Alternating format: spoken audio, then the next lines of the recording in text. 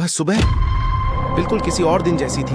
बच्चे स्कूल जा रहे थे, दुकानदार शटर उठा रहे थे और उपग्रह चुपचाप पृथ्वी का चक्कर लगा रहे थे। किसी को अंदाजा भी नहीं था कि यह उनकी जिंदगी का आखिरी सूर्योदय हो। 8 मिनट बाद आसमान बदल गया, सूरज गायब हो गया।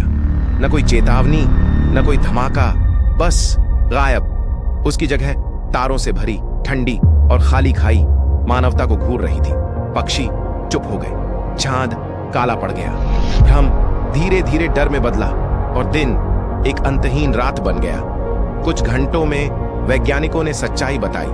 पृथ्वी ने अपना लंगर खो दिया है। सूरज के गुरुत्वाकर्षण से मुक्त होकर अब यह अंतरिक्ष की अंधेरी गहराई में बिना दिशा के बह रही थी। मानवता दिशाहीन हो चुकी थी। पहला हफ्ता अराजकता से भरा रहा।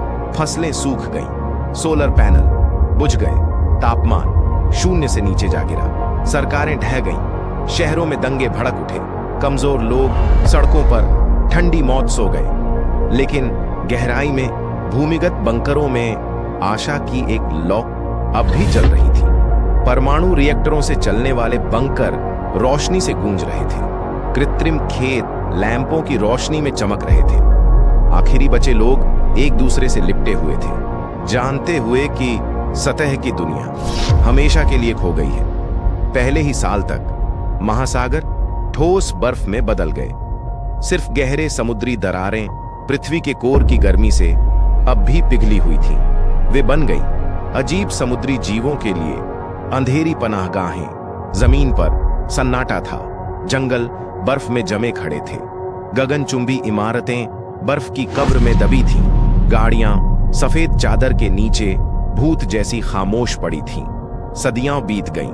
बंकरों में जन्मे बच्चों ने कभी सूरज नहीं देखा। वे बस सुनते रहे नीले आसमान की कहानियां, गर्मी की, पेड़ों की छाया की। उनके लिए सूरज सिर्फ एक मिथक था, आकाश में आग की एक दंतकथा।